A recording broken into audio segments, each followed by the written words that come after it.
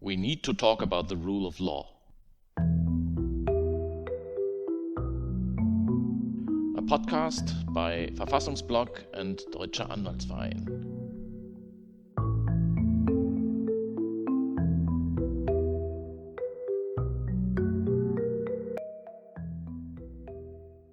We need to talk about financial sanctions. As our podcast comes to an end, the year and the German presidency of the European Council do too. One of the foremost projects of the German presidency has been to link EU funding and compliance with rule of law standards. The mechanism is going to be a part of the next long-term budget of the Union, starting from 2021. That is, if Hungary and Poland vote in favor of it, which is increasingly unclear at the moment, and other alternatives for approving the budgets are being sought. The connection of rule of law violations and EU money, the advantages and shortcomings of financial sanctions for member states, as well as how things stand on the current proposal, that's what we will discuss in this week's episode of We Need to Talk About the Rule of Law, that we will wrap up with an outlook on the current state of the Union, rule of law-wise. Our fantastic guests for our final episode are Sergey Lagodinsky, a member of the European Parliament and Vice Chair of the Parliament's Committee on Legal Affairs, and Kim Lane Schepple, the Lawrence S. Rockefeller Professor of Sociology and International Affairs in the Princeton School of Public and International Affairs and the University Center for Human Values at Princeton University. A note from us: Michael Roth, the Minister of State for Europe at the Federal Foreign Office of the Federal Republic of Germany, was also scheduled to appear on this week's episode, but had to cancel on short notice due to conflicting appointments. I'm LENNART KOKOTT, a member of Verfassungsblog's editorial team. Happy to have you on the show. Professor Schepple, I would like to begin by asking you what the case for financial sanctions in the rule of law context of the European Union is, and what the EU institutions have agreed upon now with regard to financial sanctions. Being discussed for some time, and the reason for going to financial sanctions is that we now have two member states that are very overtly violating the basic principles of the European treaties, which is to say, if these two countries were in the shape they're in now at the time that they were joining, they would not be let in. So the question is, what can be done about that? And there's a mechanism in the treaty, Article 7 of the Treaty of the European Union, that would permit a state to be sanctioned for activity in violation of European norms. But at some point in the road to sanctions, it requires a unanimous vote of all of the other member states except the sanctioned state. So that's a mechanism that only works if you have only one rogue state. And now we have two, and moreover, we have two that are in a pact with each other that have said that each one will block sanctions from the other. So the primary mechanism in the treaties that was designed to handle a situation like this is already, it cannot be used. So the question is, what else can be done? And one answer is nothing, because this is the only mechanism in the treaties, and that's certainly what, for example, the government of Hungary is now saying. But the other thing is to say, well, why should the EU support and fund and underwrite governments that are so violating European principles that they actually cause problems for the other member states?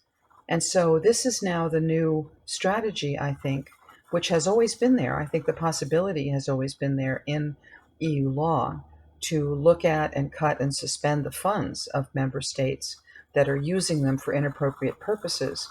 And so this new rule of law conditionality mechanism, a new regulation, which, by the way, is no longer called the rule of law regulation in its title, but nonetheless has this as its background, this is designed to provide an avenue for the Commission to assess when the rule of law problems in a member state affect the way that EU money is spent. And that is what's currently on the table. That's what's causing now a veto by Hungary and Poland of the entire budget, the multi-annual financial framework, as well as the recovery fund. So what you see is that these countries think this might bite. They don't want to give up their money, and so they're going to try to stop the money for everybody else. And that's where we sit. Thank you very much. Institutionally, how does this compromise look like from the perspective of a parliamentarian, Mr. Lagodinsky? Well, it's a weak result, but it's a result based on consensus, and that's unfortunately or fortunately one of the features of this interinstitutional cooperation in the European Union. Of course, we would have wished a mechanism of conditionality which would be more based on the proposal of the Commission. There are especially two main problems with the mechanism that we're seeing now. One is the issue of scope. What are the reasons, the grounds which allow the EU to impose such sanctions, or whatever you want to call it? Some people say you shouldn't call it sanctions. But the initial position was, and our position is, the scope should be as broad as possible. It should be basically all values which are enshrined into Article 2 of the European Union Treaty. And there was a push to limit the scope. This was a result of the deal that Merkel and other states made with Hungarians and Poles during the summer negotiations. Maybe the listeners remember these two memorable days, or even more, the long weekend. 5, yeah. It seems like to be an endless negotiation. And then there was an attempt to narrow down the scope to only such deficiencies that impact directly spending of EU money. And it took a lot of efforts by my colleagues from the Parliament and also by people from the Commission to push back and to arrive at a consensus which now is a little bit broader than it was intended by the enemies of the mechanism. Let's call them with their real names. And now it should be about values, its deficiencies or infringement of values of the EU, which have a potential risk of affecting EU money spending, which opens a window of opportunity for a little bit of a broader application. So this is the problem number one. And the problem number two, which is more substantial and which was not solved to our satisfaction, is the question of what majority do we need to launch and to confirm this mechanism and to confirm the sanctions. The Commission proposal was the so-called reversed qualified majority proposal. That is, in order to stop the process, to stop imposing these sanctions, you would need a qualified majority of states, member states. This was in turn reversed by this new proposal, and it was not possible to reverse it back. So now the Commission, European Commission, can propose imposing those sanctions, but this has to be confirmed by the qualified majority of states. And this is a big problem, because it means someone has to arrange for the necessary majorities. Someone has to initiate the procedure. Okay, we can say the Commission is going to be, but knowing the Commission is a very timid animal. And we know this. Kim can confirm, talking to Commissioner Reinders, to many others, they do not want to risk too much in the legal realm and on the legal or political level. So they will always be very hesitant to launch a procedure where they're not sure of getting the qualified majority of votes. And this will always be the case. It will be always a risky endeavor. So to answer your question, we are happy that this mechanism is there finally, but we're not very happy that it is not always realistic and as effective as we would have wished at the beginning.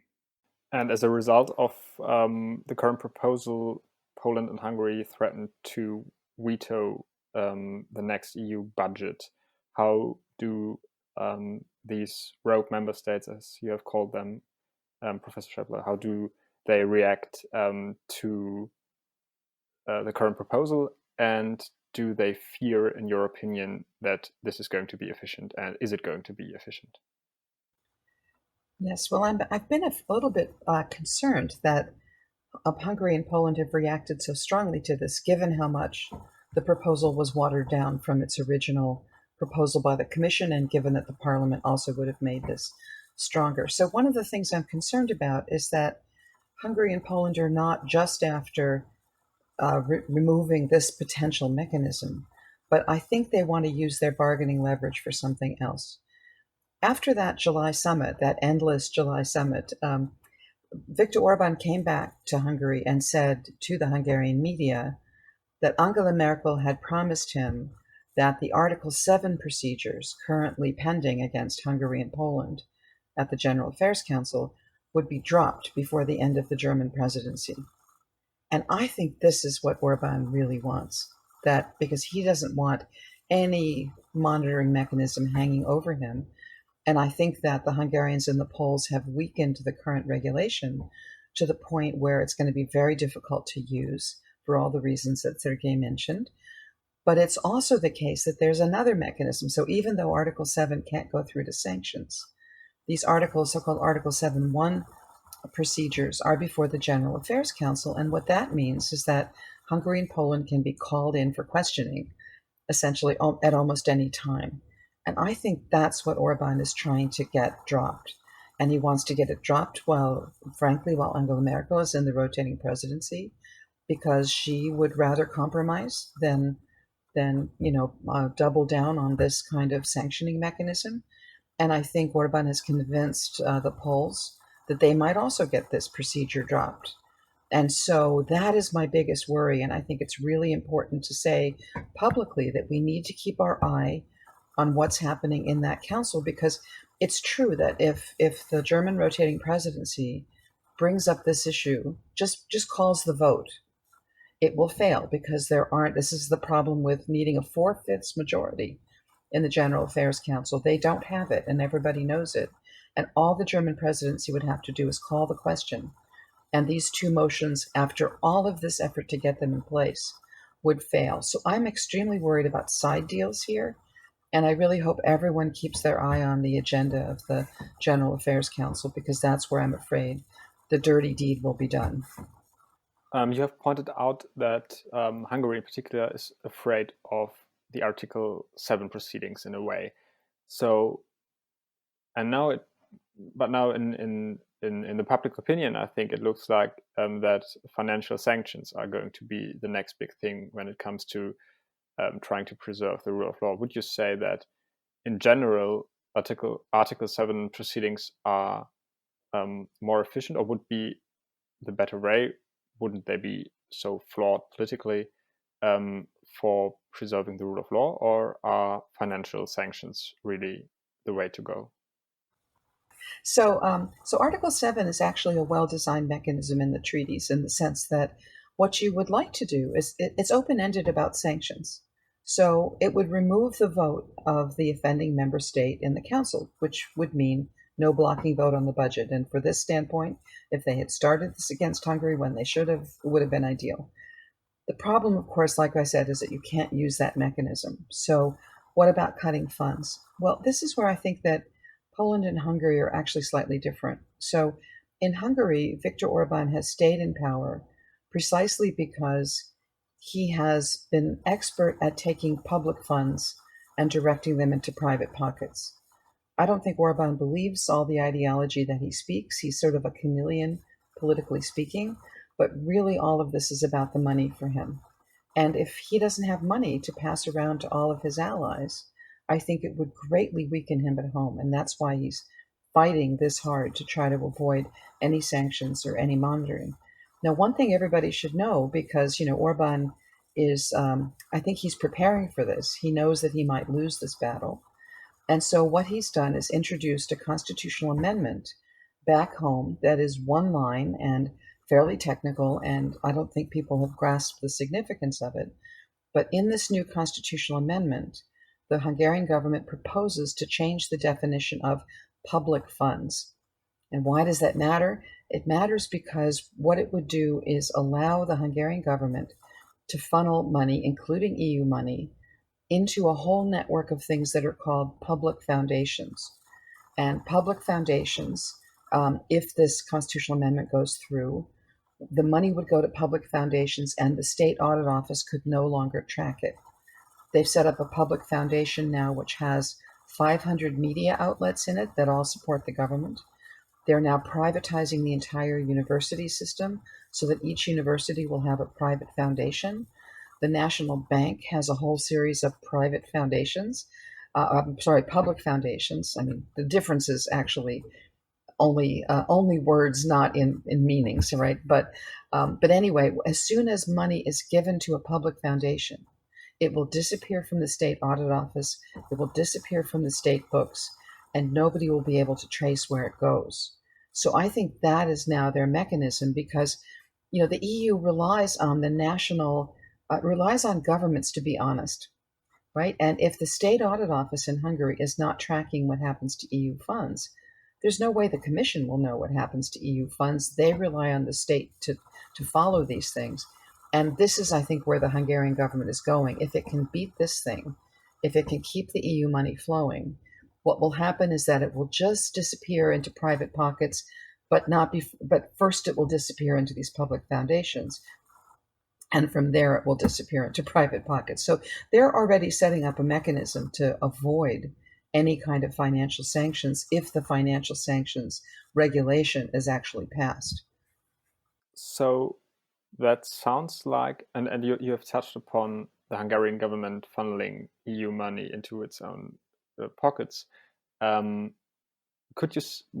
Would you say that EU money has, up until this point, allowed renegade governments to turn autocratic? And what is the role, for example, of the EPP and of the Social Democrats with their affiliates in Hungary on the one hand, and Malta and Romania on the other hand, in this? Mr. Lagodinsky, do they own up to their political responsibility in calling out governments that show that kind of behavior? I mean, first of all, I think it's important to say that it's not the EU money that creates corruption. It's the local politicians who use the EU money for themselves who create corruption. And yes, it is, of course, there are so many players and there are so many actors in this big political European game. And one of those actors are, of course, the so-called political families, right? The party families. And many people, of course, heard about the Fidesz and EPP connection. We know that Fidesz has been a member of the conservative family for a very long period of time. Now their membership has been suspended for a time being from the European Party, People's Party, but not, interestingly, from the parliamentary group.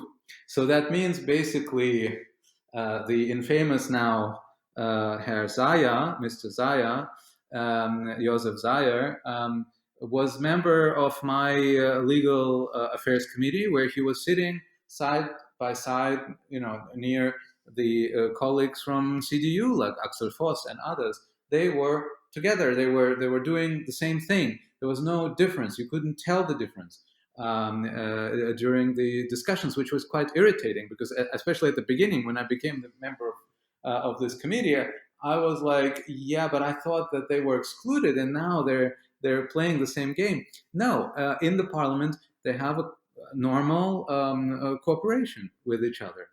And that is, of course, something that make many of us pause. And we know now that there is this initiative within the European People's Party parliamentary group to exclude one member of the Fidesz group because he has offended the chair of the group, Mr. Weber. These people have been offending civil society, citizens of their own country for decades. Well, not for decades, but for many years, almost a decade. Yeah, it's a long period of time.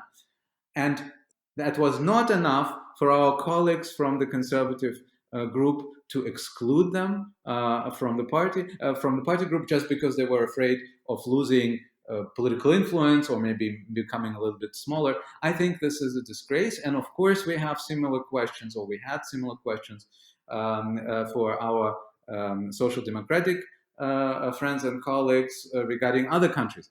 So both of these groups have their problems.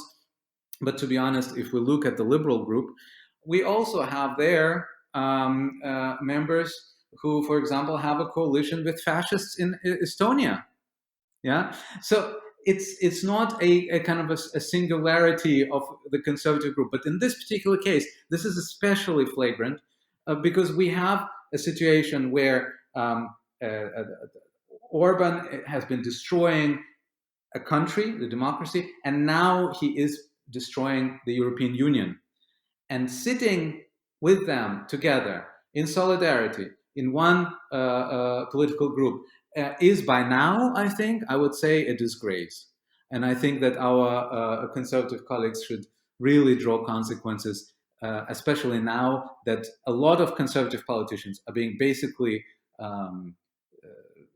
put under enormous pressure by the government in Budapest. Thank you very much. You've said that Mr. Orban is on his way now to destroy the European Union, and this leads perfectly to my next question, which would be whether it is sort of the ugly underbelly of a political union that political alliances like between the Fidesz and the EPP, or in particular member states, as you have pointed out, outweigh efficient rule of law measures. Is that what we are seeing in this period of time, and in these weeks where the EU tries to decide on efficient rule of law measures? Question goes to both of you. Professor Scheppele, would you like to start? Yeah, so Orban doesn't want to kill off the EU. I mean, we have this expression that it's like killing the goose that lays the golden egg. So again, if you think of Orban as being really all about money, the EU provides enough money for Orban to stay in power. This is the money he uses to support all of his colleagues who in turn prop him up at home. And I agree completely with Sergei by saying EU money is not the corrupting factor, it's the local politicians. And so Orban needs the EU because he needs this money. That's why he's acting so desperately exactly at the moment. But what he'll do is he'll use any leverage he has. Now, one thing to remember, it's often said, of course, that Angela Merkel is the longest serving member of the European Council, and that's true only if you count continuous years. She's been there 12 years. Orban's been there for 10 continuous years. But he was prime minister for 4 years before, which is to say that he has spent a great part of his political career being a member of the European Council. He knows what buttons to push. He knows, I think, how far to go. He knows how to use his leverage. And here's this moment when the budget is going through, which is one of the few moments when every member state exercises a veto and can bargain for whatever they want across the board. And he's going to use this moment for all it's worth. So I think it's important not to underestimate how much Viktor Orban knows about the EU. He knows, among other things, that there will be no sanction, no punishment, nothing that would put Hungary at a disadvantage. That would be a surprise. Everything comes with a long way off and tons of dialogue and lots of warning stages. And so I think he will take an off-ramp before he destroys the EU. I don't think he has any intention to destroy the EU. Now, I mentioned before that I think Poland is a different case. Not that Poland is a different case with respect to destroying democracy. I mean, Poland has done, in some ways, even more clumsy and illegal activities. In fact, that's why the Commission finds it relatively easier to go after Poland than to go after Hungary, because Poland violates its own laws. Orban changes the law in Hungary the day before he does something. So you can never say that Orban's ever violating his own domestic laws. But Poland is a different case because the Peace Party actually believes what it says, which is to say there's actually an ideology they're committed to and they're in it for the ideology. So far, I don't think they're as in it for the money as Orban is. And that's why I'm a little surprised that Orban's been able to hold this alliance together. Because while I think that PiS is deeply offended that the Commission thinks it has something to say about the Polish judiciary, these are folks who will go to the mat for their ideology, and that's a very different situation than Orban, who is is an ideological chameleon who is only looking at the money. So that might be, understanding the different motivations of Hungary and Poland may be a way to kind of pull them apart, which may be, again, one way to move some of the budget and the financial framework along. I might say that, in the last couple of days before we've made this recording, there's starting to be some news that perhaps the EU is starting to finally do the same thing and say perhaps the Recovery Fund and the Own Resources Initiative can be attached to an enhanced cooperation, so that if Hungary and Poland don't want to sign on to rule of law constraints, then fine, they don't have to get the money. That strikes me as being the absolute best alternative. And the wonderful thing about enhanced cooperation is, of course, the condition, the other 25, or it depends on, Slovenia is now making noises that it may veto along with Hungary and Poland, but, however many states want the recovery money and are willing to abide by the rules, they can form an enhanced cooperation. And the point about enhanced cooperation is that the door always has to remain open to the other states that have not participated. That's different than an intergovernmental agreement, right? So with enhanced cooperation, what would be terrific is that we then need to say to people in Hungary, you would have gotten all of this, money and Hungary's badly hit by COVID right now. It's really one of the worst off states in the EU with a collapsing healthcare system. But, you go back to Hungary and say, Viktor Orban could have brought this money home if he was just willing to tolerate anti-corruption restraints, which is kind of all this mechanism is at this stage. And, but Hungary can join at any time if they accept those conditions. So enhanced cooperation would not only be a great message to send.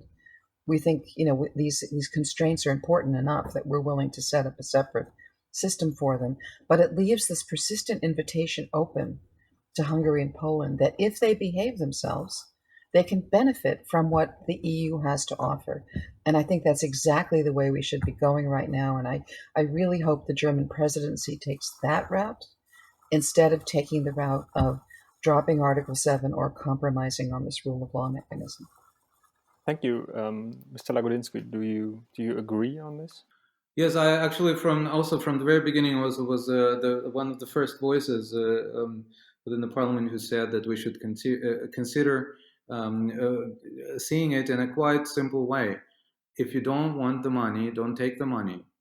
And we just go along without you. We need to reverse this blame game and reversal of perpetrators and victims that we're seeing here, where many politicians from Poland and from Hungary are trying to portray it as kind of the EU pressuring their countries. It's the other way around. They are taking hostage our budgetary situation in the time of the most serious crisis that we have and hopefully will ever live through in our history, post-war history. And this is the sole responsibility of the governments in Budapest and Warsaw to get their act together and to agree to a mechanism that will never, if we are honest, will never endanger and threaten them to any sufficient degree. And we just talked about the constraints that this mechanism contains now, also because of their pressure. So this is basically a misuse of their vote that we're seeing now. It's a total betrayal vis-a-vis countries like Spain, Italy, and other southern European countries who are in desperate need of the credits on the free market. And this is precisely what we're looking for through the recovery funds, to allow them to finance themselves and capitalize. And they betray, frankly, also their own citizens, for example, in Hungary, who are also in a very difficult economic situation. So it's not the EU that is pressuring them, but it's them who are taking hostage the two budgets that we're talking about in a historical moment. So I do agree that talking about enhanced cooperation mechanism is the right way to go. I do agree also that stopping Article 7 procedure would be the biggest mistake that we would have and we would see by the German presidency. And German presidency does not want to associate their 6 months with this one huge, basically destruction of the union as a rule of law union, because this would be a wrong signal to everyone in the union that you can win, you can prevail, you can destroy democracy and rule of law as much as you can. At the end, you will be on the winning side, and this would be the wrong signal to do. This is number one. Number two, trading Article 7 for this new mechanism, conditionality mechanism, because I've explained and we've explained all the deficiencies and problems with that.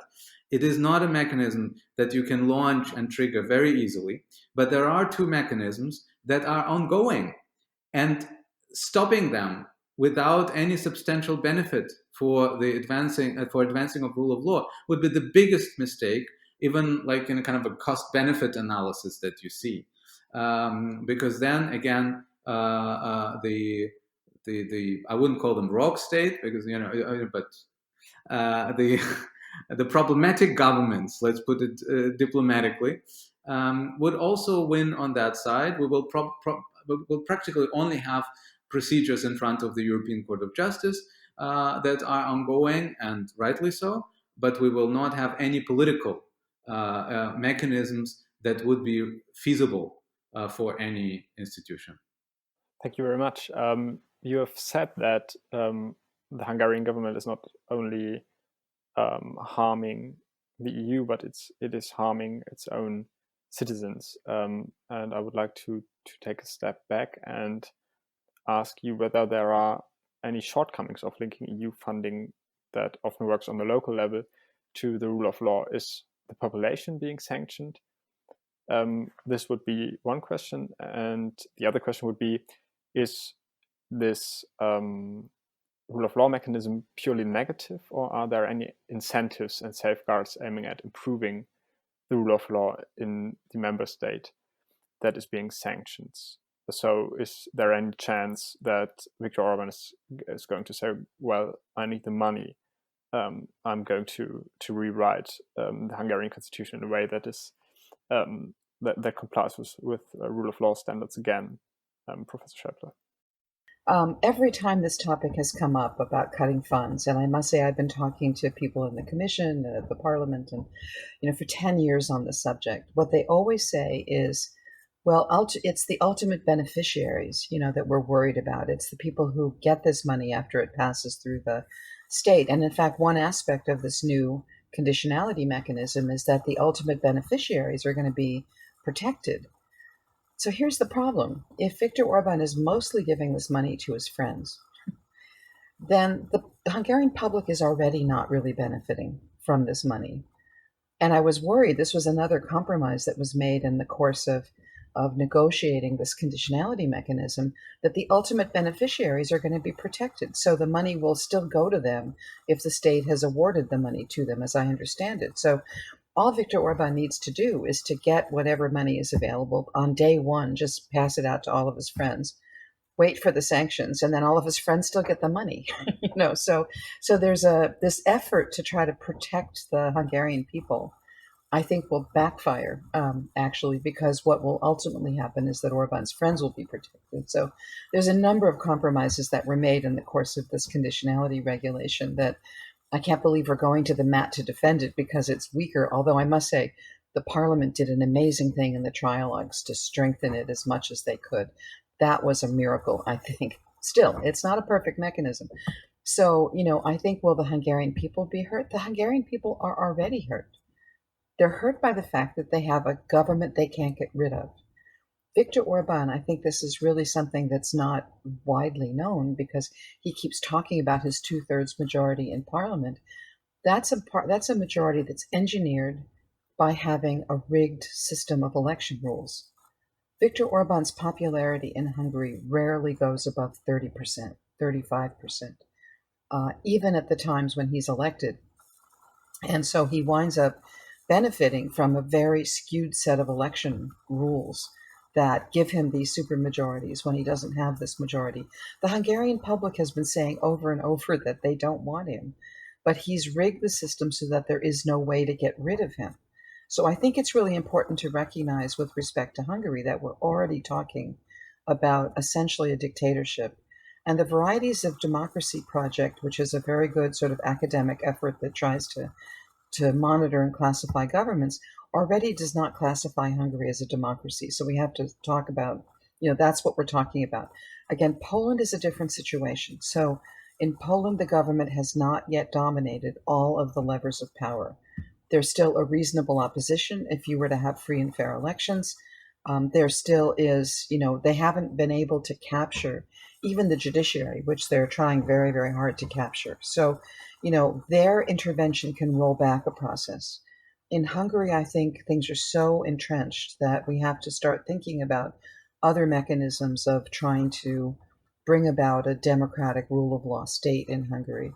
And so one of the things I'm looking forward to is the rule of law mechanism is really crucial. But the treaties also require that member states be democratic. And so I'm looking ahead to thinking about how do we enforce that aspect of Article 2, right? And this is where it seems to me that looking at, for example, are the political parties in a democratic system. So one of the reasons for thinking about kicking Fidesz out of not just the EPP, but out of contestation for European elections is that it's become a party of autocrats. And, I think that we have to look even further into the treaties to ask, to what extent does it make sense? I mean, the whole democratic legitimacy of the EU, when people talk about democracy deficits, right, the usual answer is the parliament's elected, which is terrific. But as I'm sure Sergei will say, the parliament isn't as powerful as it should be. So then what does the democratic legitimacy of the EU rest on? It rests on the fact that each of its individual member state governments are democratic governments.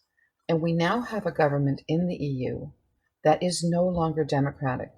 The people in Hungary cannot get rid of Orban, even if they want to.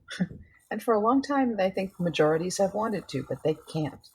So that's the next thing we're going to have to confront. Right now, we're talking still about rule of law, which is to say, does a government even follow its own laws? Does it honor the laws of the EU? But I think we've got even deeper problems with Hungary. Again, with Poland, the process of anti-democratic consolidation is still at an early enough phase that you can roll it back. Yeah, so these are really two separate cases. The rule of law mechanism is still important for both, okay? But I think we have to realize that with Hungary, changing things there will require more than this. I agree with the question, and I agree with Kim that we cannot just work with negative agenda only. We need to ask ourselves, how can we reinforce or redesign certain elements of our European Union structure or our self-understanding to support democratic structures and to support civil society. And that's why, by the way, I'm a rapporteur of the Parliament of the Legal Affairs Committee for a statute on NGOs and nonprofits. And this is this project is very dear to my heart because I think it's time to talk about a pan-European civil society. A situation where it becomes absolutely normal to have an NGO which works on many sides of the borders and which aligns people of various citizenships and which can be registered in Brussels as a European NGO. We have European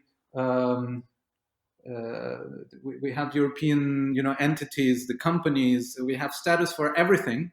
but we don't have a status for European NGOs.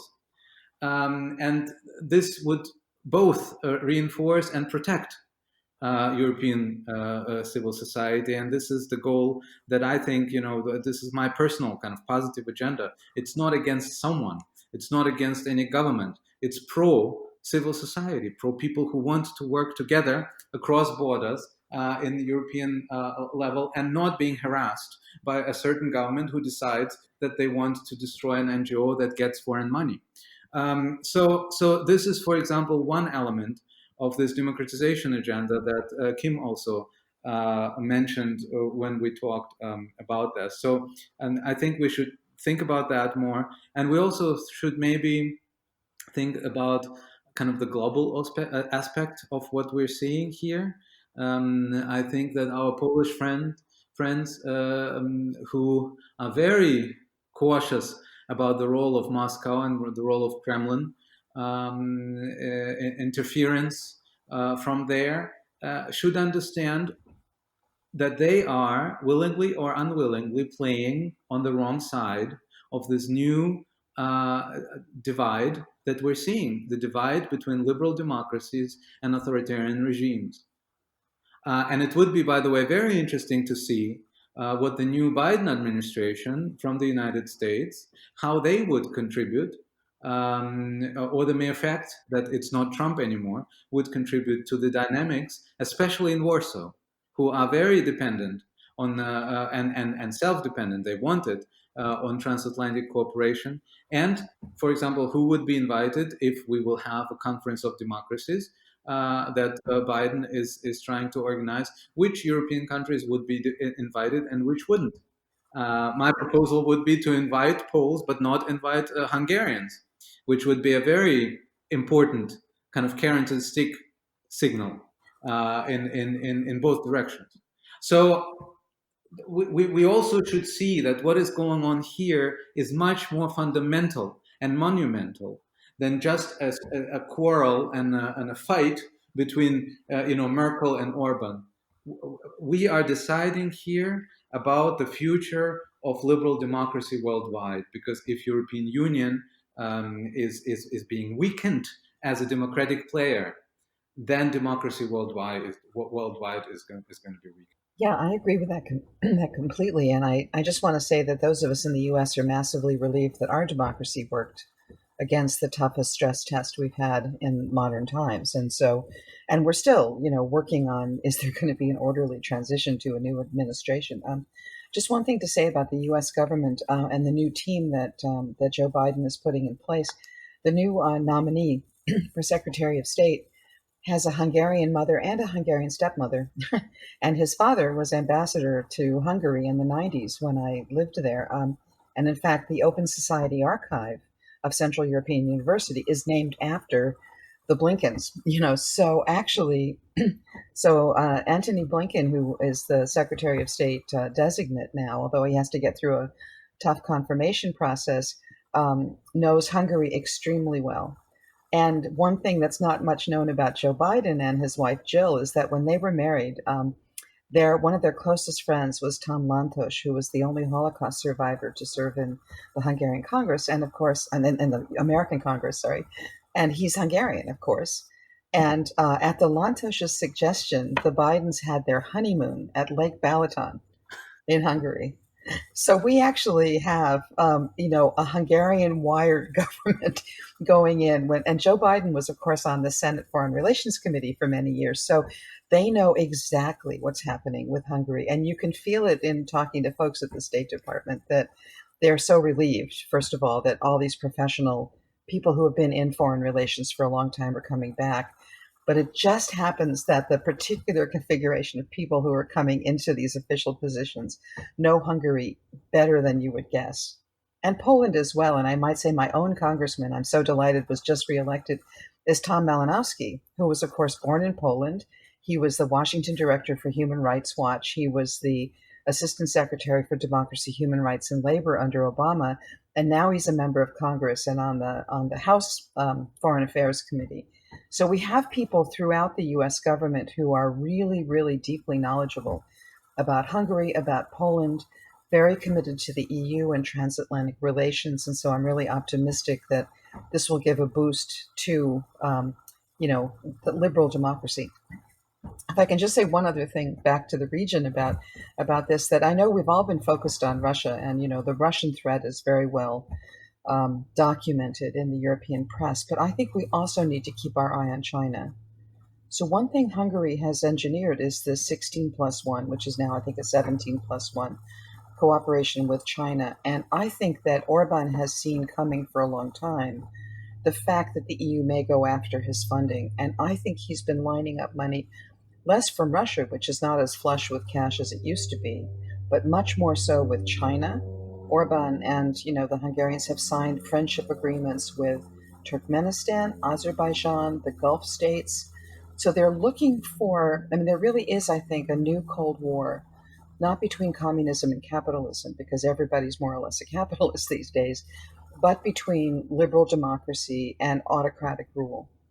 And frankly, autocratic rule is looking pretty good right now because, you can engage in long-term planning. Your word will be kept across, you don't have to really worry about elections radically changing policy. And Orban has for years been lining up Hungary with all the autocratic rich regimes in the world. And I think he's got those as kind of a backup if the European Union stops funding him. Orban is the kind of guy who, shall we say, is so intent on clinging to power that he will have a backup plan and a backup plan and a backup plan. So the first stage is, I think, looking at the use of EU funds, both for what it means for the EU to defend an autocratic regime, but also for, the spoiler role that Hungary is now playing in European politics. But I think we shouldn't underestimate Orban's creativity. His so-called Eastern turn in foreign policy, which is now almost a decade old, has resulted in a series of agreements, which, by the way, are kept as state secrets in Hungary, but every once in a while, one of these things pops up on the website of another state. So I was delighted to see the Hungarian-Turkmenistan friendship agreement pop up in Russian on the famously transparent Turkmen government website. And so I've been collecting these things. And what you see is that, there are all kinds of agreements that are probably in violation of EU law, like energy agreements, for example, with Turkmenistan. Solo agreements that have not been sent to, DG Energy, for example. And so Orban is building a kind of backup plan. He's not the kind of guy who's going to get caught out by this. So this is the first stage, dealing with rule of law issues in the EU. I think the second stage is going to be dealing with democracy issues in the EU. And then the third stage is going to be what to do when you've got a state that's nominally a member, because of course there is no way to throw a member out. And with Hungary and Poland, there's no way to remove their vote. And so the question is what to do with really a kind of hostile power within that is making agreements with other member states, with other states that are not members, that don't have the EU's interests at heart. And I think that kind of security risk down the road, not just with regard to Russia, but particularly with regard to all of these other states, because Russia's sort of too much in the spotlight, I think, but, not too much, but I mean, Russia's enough in the spotlight that you can sort of see what the issue is. But we haven't highlighted the role of China, the Gulf states, the oil-rich states of the former Soviet Union, which are all now in these friendship agreements with Orban. So this is just the first stage of what I think is going to be a very long struggle for the EU.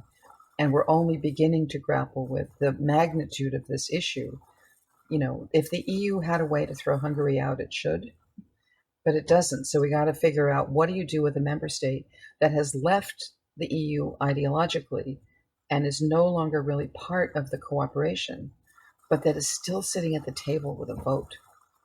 So that's going to be the next set of issues. We're just seeing the beginning of this now with the budget.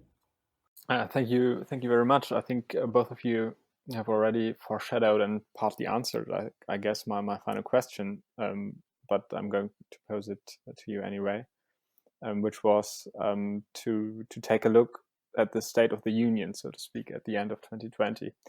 How does the EU do in comparison with other unions and federations, such as the United States or Russia? How does it cope with the issues and conflicts that are the result of erecting a rule of law system within a union that aims to keep up diversity? Mr. Lagodinsky, would you like to start?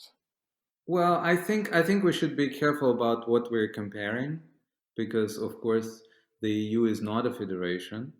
It's not even a confederation, depending on how you want to, it's a supranational organization with all the drawbacks and problems that are connected to that. And that's why, of course, it's easy to compare it to the Russian Federation, to say, oh, in Russian Federation, all the federal subjects, as they're called there, the federal units, they don't rebel against Moscow. Yeah, well, of course they don't, because they know what this would entail. and even legally, they cannot do much. And in the United States, we have, in a different shading, but structurally also a different story. But I think that the European Union, to be honest, our crisis, the COVID crisis, and the way how the European Union dealt with the COVID crisis, I wouldn't be that negative. I think that we, let's not forget about the first couple of weeks where the solidarity was tested, and not all countries have mastered that test to our liking. But a couple of weeks later already, and this was not too long, von der Leyen was playing an active role. There was a cooperation, and there is still a cooperation. We see that the borders, the Schengen borders, are not closed now, even though we're having the second wave. And of course, this major achievement of agreeing on having own resources, on having this solidarity also in the financial area. This was, of course, a big achievement. And that's why it hurts to see that this achievement is being torpedoed now by two people, basically, who just, one of them cares about the money, and the other one cares about the so-called conservative traditions. This would be a shame that if we don't use this crisis as a chance. I'm sorry, pardon me for this, using this very old picture, but it could be a chance for us, and it is a chance for us to develop and to grow as a union. But this thing, among other things, of course, we had a setback also with the situation with the Constitutional Court of Germany and the decision regarding the European Central Bank, where the authority of the European Court of Justice was put into questions, and the Polish colleagues right away used it for their own purposes. But again, I think this is something that can be manageable. I think that the rule of law situation that we're having now is something that is going into substance and kind of eroding us from inside. And this is something that we have to deal with and we have to manage. But other than that, it might be counterintuitive, but if we get the enhanced cooperation deal, for example, now, and by that show that we still can act together and can solve problems, I think that I can say that the European Union, from my perspective, has outgrown itself through this year, and maybe we have become a better union by the beginning of next year, especially if we have the vaccine. Thank you very much, Professor Scheppeler, your take on the State of the Union. Yeah, so I think that, that the EU is not a federation. And it's not a federation because it doesn't have a supreme constitution that is binding across the board on all subject areas to all member states. And it's exactly in that disjuncture between EU competencies on one hand and national competencies on the other that you get this rise in autocracy. So you could think of it as a failed federation, but I would rather think of it as a special international organization. Because what international organizations do is they come together for particular purposes, defined by treaties, as the EU has. But what most international organizations have is they retain the option of self-help, right? Which is that if a treaty is breached, the states that signed that treaty can take matters into their own hands and punish the violators. Now, it turns out the EU still has a remnant of self-help in it, showing that it has its organization, it has its roots in international organizations rather than in federations. And what are those self-help mechanisms? Well, the main self-help mechanism is in Article 259 of the Treaty on the Functioning of the European Union. And this is a mechanism that allows one member state to take another member state to the Court of Justice for violating basic principles of EU law. Now, that mechanism hasn't been used very often, and part of the reason why we think it hasn't been used very often is that if a member state chooses to do that, its first stop is that it has to go to the Commission. And in the past, when the Commission has looked at meritorious cases that have arisen out of this process, the Commission joins the case and then it becomes an ordinary infringement. So in other words, you don't see the successful cases because the Commission adopts them. Instead, you see the wacky cases, right? Like where Hungary slew Slovakia for preventing Laszlo Solyom from crossing the bridge into Slovakia, or other cases where the Court of Justice looks at these things and says this is crazy. So Article 259 has kind of gotten a bad reputation because you only see the end result, not the process. So this is where I've been very encouraged that when the Commission has been missing in action on, especially on Hungary, but we're going to start with Poland, where there's ongoing, really egregious, active stuff going on in the moment, where the Commission hasn't acted, where the Council has been hamstrung by either unanimity or politeness, that finally we're starting to see a number of the member states getting anxious about this and believing that the rule of law is one of those things that cannot be abridged in a member state without really affecting and coming back on and hitting the interests of the other member states.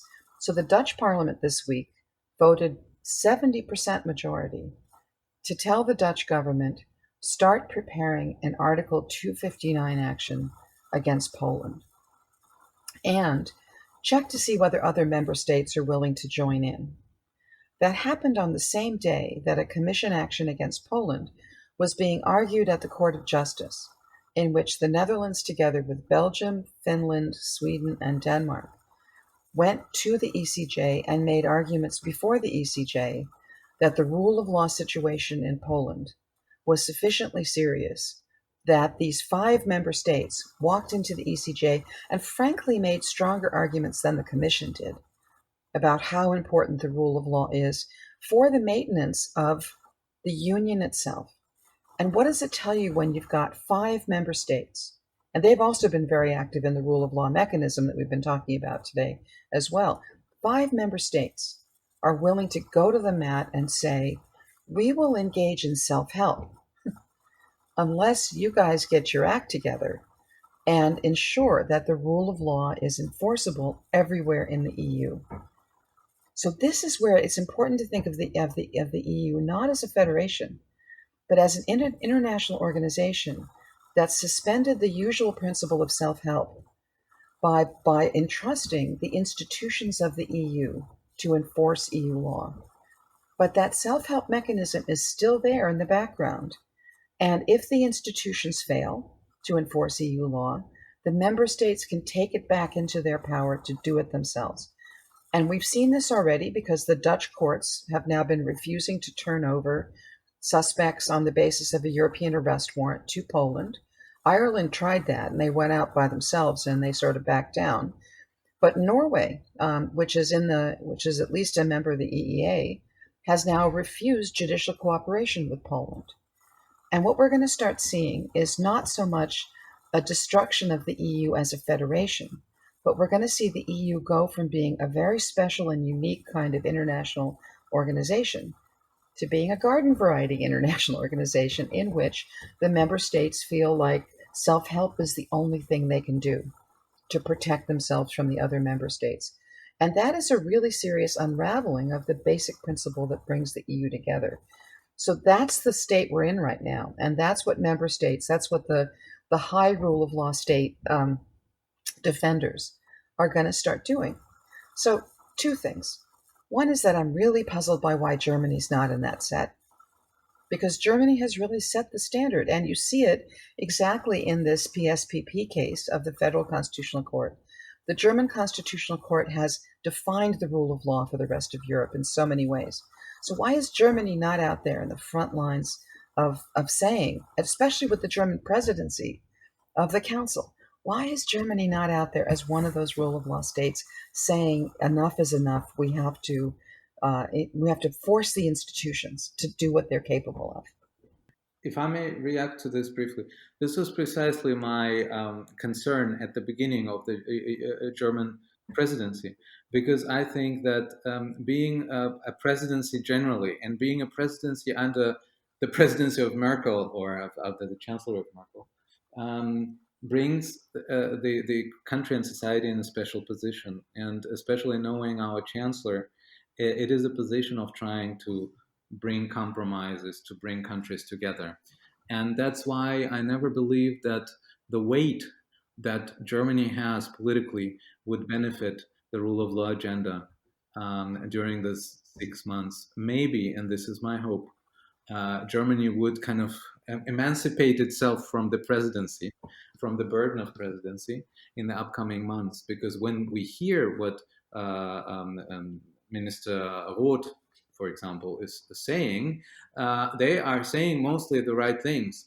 But when it is about implementing them, where they rely on other members, they, without trying to defend them, but kind of trying to explain maybe the dynamics that we're seeing here. But yes, it is indeed disappointing, especially for someone from the opposition in Germany, to see that the hopes have been, in a sense, a little bit betrayed and a little bit disappointed during the past 6 months. But to be honest, I didn't expect much more.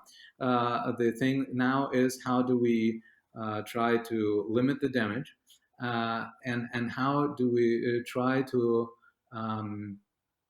motivate this presidency not to enter deals that will be irreversible for the future. And one deal would be, for example, stopping Article 7 procedure. So I do hope for a more courageous Germany after the beginning of next year.